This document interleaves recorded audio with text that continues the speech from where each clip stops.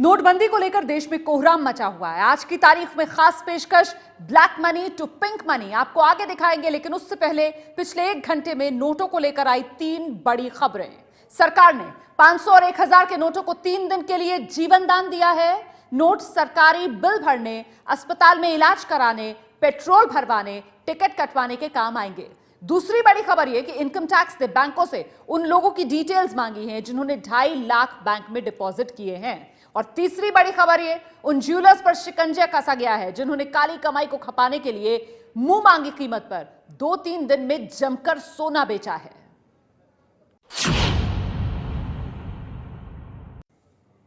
वैसे 500 और 1000 के नोट बंद इसलिए किए गए थे ताकि काले धन को बाहर लाया जा सके। सरकार से छुपाया काला धन बाहर आने भी लगा है, लेकिन इसी के साथ वो लोग भी सक्रिय हो गए हैं जो किसी भी हाल में काला धन सरकार को सौंपने को तैयार नहीं है। काला धन ठिकाने लगाने का खेल शुरू हो चुका है। देश विरोधी और समाज विरोधी तत्वों के पास मौजूद 500 रुपये, 1000 रुपये के पुराने नोट अब केवल कागज के एक टुकड़े के समान रह जाएंगे।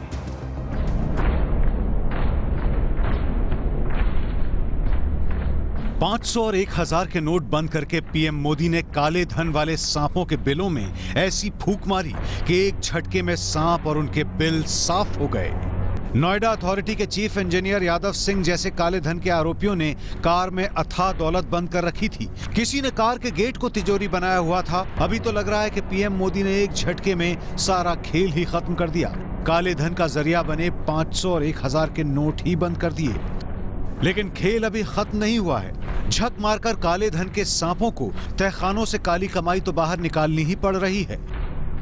डर सिर्फ यह है कि जिस काली कमाई को बरसों तक इनकम टैक्स से छुपा कर रखा, अब उसे बाहर नहीं निकाला तो तहखाने में पड़ी पड़ी काली कमाई कागज का टुकड़ा बनकर रह जाएगी।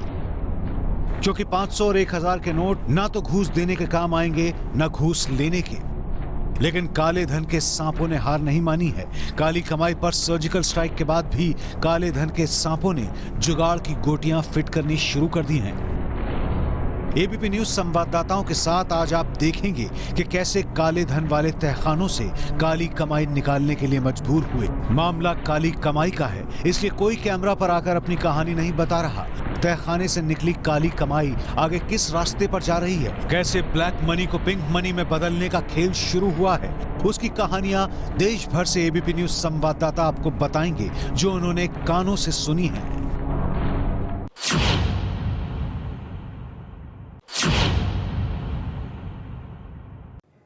आम लोगों में धारणा यह है कि सबसे ज्यादा काला धन या तो नेताओं के पास होता है या फिर नौकरशाहों और सरकारी बाबुओं के पास। लोग यही सोच रहे हैं कि नोटबंदी के बाद तो इनके पास मौजूद काला धन कूड़ा हो जाएगा, लेकिन ऐसा हो नहीं रहा है। कई नौकरशाह मौज में हैं क्योंकि उन्होंने अपनी सेटिंग कर ली है। आपके संवाददाता पंकज झा की एक सीनियर आईएएस अधिकारी से हुई बातचीत से साफ है कि उन्हें तो किसी तरह की कोई टेंशन ही नहीं है अपने काले धन को लेकर।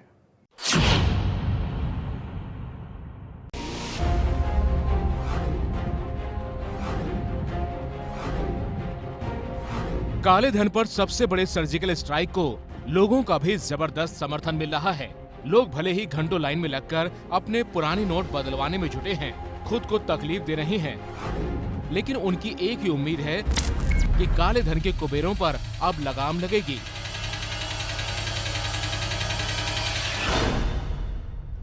उनकी तिजोरी टूटेगी। लेकिन क्या वाकई ऐसा है? 500 और 1000 के नोट बंद होने के बाद क्या उन भ्रष्ट अफसरों के बुरे दिन आ गए हैं जिनके पास अकूत काला धन पड़ा है? एबीपी न्यूज संवाददाता पंकज झा आपको बताएंगे यूपी के एक वरिष्ठ आईएएस अधिकारी की सुनी सुनाई कहानी। 500 और 1000 के नोट बंद करने की मोदी सरकार के फैसले के बाद मैंने एक सीनियर आईएएस अफसर को फोन किया, उनका हालचाल पूछा और फिर मैं वापस अपने एजेंडे पर आ गया। मैं उनसे जानना चाहता था कि नोटबंदी के बाद उन्हें किसी तरह की कोई दिक्कत तो नहीं है। ये आईएएस अधिकारी कौन है, उनका नाम हम आपको नहीं बताएंगे, लेकिन वो यूपी के चर्चित आईएएस अधिकारी हैं कई महत्वपूर्ण और मलाईदार कुर्सियों पर तैनात रह चुके हैं। उनके बारे में लोग कहते हैं कि वे सामने वालों को शीशे में उतार लेते हैं। हमने इस आईएएस अधिकारी से फोन पर ये जानने की कोशिश की कि क्या उन्हें नोटबंदी से कोई परेशानी है, क्या उन्हें नोट बदलवाने में कोई टेंशन हो रही है। सवेरे सवेरे फोन करने का मतलब वे तुरंत समझ गए। आईएएस अफसर बोले, आपने मजे लेने के लिए फोन किया है। फिर उन्होंने ये कहकर फोन काट दिया कि मैं आपको दोबारा मिलाता हूँ। रिपोर्टर के मन में सवाल था कि अब क्या होगा। वो आईएएस अफसर फिर फोन मिलाएगा। तभी उस अफसर ने व्हाट्सएप कॉल मिलाया। व्हाट्सएप कॉल मिलाने का मकसद था ताकि उसकी बातचीत कोई रिकॉर्ड ना कर सके। गुड मॉर्निंग सर, क्या हाल चाल है? ठीक है। आप सोच रहे होंगे कि मैं टेंशन में हूँ। मैं बिल्कुल भी टेंशन में नहीं हूँ। अब तो आईएएस अफसर खुल गए थे और खुद ही नोट बैन से बचने का तरीका हमारे संवाददाता को फोन पर बताने लगे। कुछ ऐसे बैंक हैं जो 10 से 15% पर सारा इंतजाम कर रहे हैं। मेरे एक सीए फ्रेंड ने सारा मैनेज करा दिया है। आईएएस अफसर की बातें हैरान करने वाली थी। देश में कानून बाद में बनता है, उससे बच निकलने का जुगाड़ पहले ही ढूंढ लिया जाता है। अब सवाल है कि बैंक अफसर आखिर कैसे ब्लैक मनी को पिंक मनी में बदल रहे हैं। एक बैंक मैनेजर से मिलकर उन्होंने कई लोगों के खातों में 2 से 2.5 लाख रुपए तक जमा करवा दिए। सब कुछ शांत हो जाने पर वो इन पैसों को वापस निकलवा लेंगे। मसलन अगर किसी का 10 लाख रुपए काला धन है तो बैंक अधिकारी उस 10 लाख को 2.5 लाख रुपए के हिसाब से 4 लोगों के अकाउंट में भेजकर ब्लैक को पिंक में बदल देते हैं। मोदी सरकार का काले धन पर सर्जिकल स्ट्राइक कुछ लोगों पर तो असर कर रहा है, लेकिन अब भी ऐसे काले कुबेरों की कमी नहीं है जिनके लिए अभी भी बुरे दिन नहीं आए। लखनऊ से पंकज झा की रिपोर्ट। तो काले धन को ठिकाने लगाने के लिए ज्वेलर्स ने अपने शोरूम खोल दिए थे पिछले दिनों। 2 दिन में न जाने कितने काले धन से कितने किलो सोना बेच दिया। और अब एक्साइज विभाग ने 25 शहरों के 600 ज्वेलर्स से पूछा है कि बताओ नोट बंद करने के बाद कितना सोना बेचा है। सुनी सुनाई कहानियों में आपको मुंबई की एक ऐसी कहानी बताएंगे हम जिसमें एक हाई प्रोफाइल सिंगर ने एक ही झटके में लगभग डबल पैसे दिए और 1 किलो सोना 52 लाख रुपए में खरीद लिया।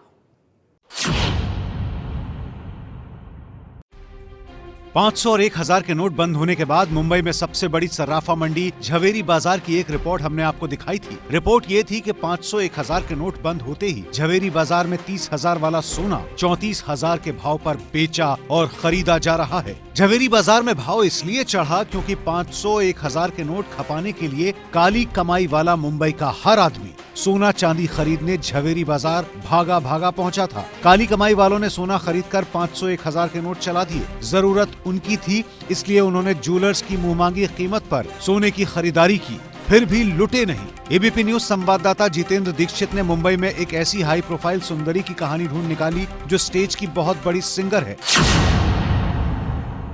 कई लोग अपना काला धन बचाने के लिए तरह तरह के पैंतरे आजमा रहे हैं।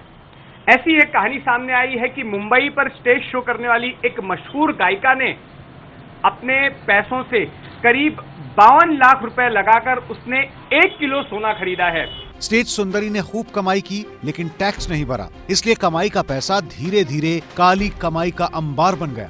500-1000 रुपए बदलने जाती तो टैक्स भी देना पड़ता और इनकम टैक्स वालों की जिरह भी झेलनी पड़ती। 52 लाख रुपए 1 किलो सोने की कीमत है 32 लाख रुपया, लेकिन 52 लाख रुपए में 1 किलो सोना खरीद के आपने कैश पेमेंट 500 और 1000 के देके लेके गए। 32 लाख का सोना बेचा 52 लाख में, 20 लाख का मुनाफा हुआ। स्टेज सुंदरी इसलिए खुश हुई कि चलो 52 लाख के नोट सड़ने से बच गए। जब सोना महंगा होगा तो अभी हुए घाटे की भरपाई हो जाएगी। किस तरह से लोग अपने काले धन को बचाने के लिए, जो नकदी उनके पास है उसको बचाने के लिए थोड़ा सा घाटा उठाकर जो है सोने में इन्वेस्ट कर रहे हैं, सोना खरीद रहे हैं, भले ही ये सोना उन्हें महंगा जरूर पड़ रहा है। 500-1000 नोट बंद होने के बाद सबसे ज्यादा रौनक ज्वेलर्स बाजार में रही। मुंबई, दिल्ली, गुजरात, भोपाल यानी हर बाजार में जमकर सेल हुई। सबसे ज्यादा काली कमाई ज्वेलर्स बाजार में ही ठिकाने लगाई गई। कहीं कहीं तो 10 ग्राम सोने का रेट 30,000 से बढ़कर 50,000 तक वसूला गया। सरकार को भी इस खेल की खबर लगी, लेकिन तब तक काफी देर हो चुकी थी। कल शाम दिल्ली, मुंबई समेत कई शहरों के ज्वेलर्स के शोरूम में इनकम टैक्स वालों ने सर्वे किया। सरकार को शक है कि ज्वेलर्स नियमों की अनदेखी करके काली कमाई को खपाने में मदद कर रहे हैं। खरीदार का पैन लिए बिना सोना बेच रहे हैं। इनकम टैक्स के पहुंचने के बाद ज्वेलर्स बाजारों में सन्नाटा पसर गया है। दिल्ली में बाजार बंद हो गए हैं। 2 दिन में कितनी काली कमाई खप गई, इसका कोई आकलन अभी नहीं है, लेकिन हो सकता है कि काली कमाई कहीं और खपाई जा रही हो। मुंबई से जितेंद्र दीक्षित की रिपोर्ट। तो आज की तारीख में हमारी lead story black money to pink money, black money काला धन और पिंक मनी, ये नया 2000 का जो नोट आया है उसका रंग देख लीजिए आप। इस नोट का रंग गुलाबी है। इस वजह से हम कह रहे हैं किस तरीके से काले धन को अब इस नए पैसे में बदल रहे हैं काले धन वाले। प्रधानमंत्री मोदी के नोट बैन के ऐलान के बाद देश के कई शहरों में काले धन को खपाने के लिए लोगों ने अनाप शनाप सोने की खरीदारी शुरू कर दी। भोपाल में भी ऐसे कई किस्से सामने आए हैं जहां लोगों ने सब्जियों की तरह सोने की खरीदारी कर दी और ब्लैक मनी को पिंक मनी में तब्दील कर लिया। काले धन और जाली नोट के कारोबार में लिप्त देश विरोधी और समाज विरोधी तत्वों के पास मौजूद 500 रुपये, 1000 रुपये के पुराने नोट अब केवल कागज के एक टुकड़े के समान रह जाएंगे।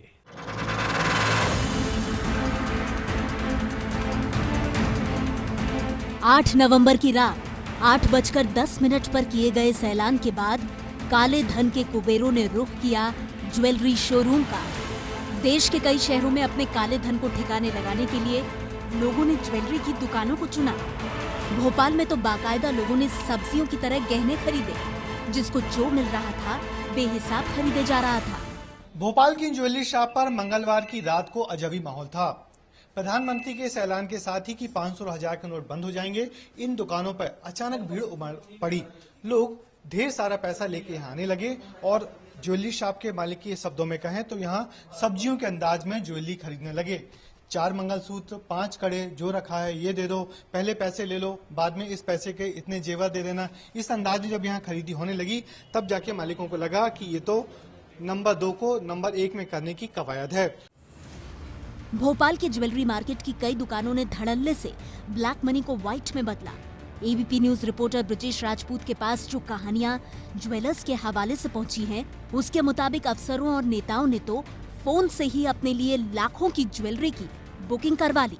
साथ ही थोड़ी देर बाद बड़े बड़े लोगों के फोन भी आने लगे, अफसर, नेताओं, पुलिस वालों के, कि मेरे लिए इतना पैसा का सोना अलग रख दो, मेरे लिए इतने पैसे की ज्वेलरी अलग रख दो।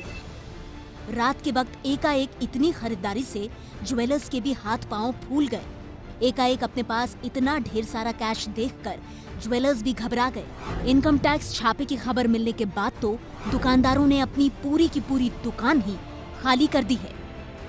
31,000 रुपए तोले का जो सोना यहाँ बिक रहा था, मंगलवार की रात को 40,000 से लेके 45,000 रुपए तोले तक का सोना बिका।